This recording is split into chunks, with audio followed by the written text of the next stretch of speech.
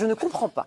Quand tu as la chance, parce qu'il faut réaliser que c'est vraiment une chance de participer à une Coupe du Monde, c'est un bonheur inouï. Il y a des centaines de footballeurs qui tueraient pour être à ta place. Ça se représenterait peut-être pas plus jamais dans ta vie. C'est vraiment un moment particulier. C'est un rêve de gosse que tu réalises.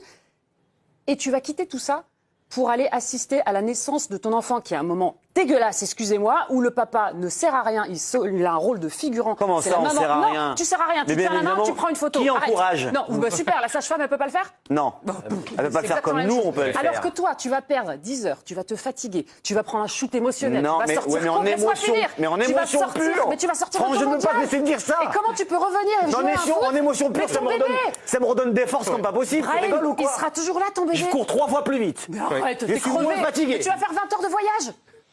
Tu vas sortir de ton mondial complètement. En imaginant l'arrivée de mon bébé, la joie, la stimulation, les hormones. Mais il sera toujours là, bébé. Je suis dans l'avion en train de faire des pompes déjà. Et bien sûr. Tu seras explosé de fatigue à cause de l'émotion que ça t'a procuré et tu peux pas rater un modèle. On parlait du prix des places. Il y a des mecs ils ont peut-être fait un prêt, ils ont sacrifié tout pour venir voir le match et toi tu vas pas pour couper un cordon ombilical. Un bébé c'est toute ta vie. Mais il sera toujours là. Une coupe du monde, tu peux la gagner, tu peux la louper. C'est ça. Et dès qu'elle est passée, elle est passée. Mais ton enfant, tu l'as à vie. Mais il sera toujours là. De louper. Non, franchement, moi. Il t'en voudra pas avoir coupé le cordon? Non, je vais juste dire un truc. Il y a un truc qui est important pour moi, franchement, c'est le truc clé.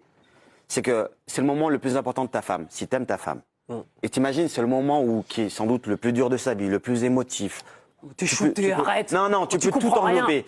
La seule personne qu'elle veut, c'est d'avoir son homme autour d'elle. Franchement, juste pour ça, je comprends tout. Le sport, pour moi, c'est toute ma vie. Mais juste ce moment-là, il est unique. Et en fait, si tu le loupes, tu peux plus. Voilà, ça c'est tout ce que je déteste. Ça c'est une femme, attention je ne généralise pas, qui ne donne aucune importance à son mari dans la construction familiale. C'est-à-dire que c'est elle qui met le bébé au monde, c'est elle qui fait tout, c'est grâce à elle et vous pouvez être sûr que elle, son mari, n'aura pas un seul mot à dire sur l'éducation du môme. Donc la meuf, elle vient te dire en direct qu'il vaut mieux jouer un match de foot d'une Coupe du Monde, en plus dans une phase de poule, qui sert à rien, plutôt que d'assister à la naissance de ton enfant, que, en gros, c'est ton enfant, quoi.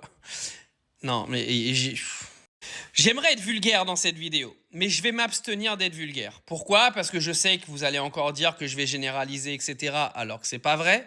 Et vaut mieux pas pour elle que je dise vraiment ce que je pense, parce que la pauvre, elle va tellement prendre cher que elle va se faire harceler sur les réseaux. Déjà, elle se fait harceler, mais là, ce qu'elle a dit là, honnêtement, mais moi, c'est inconcevable d'entendre des choses pareilles.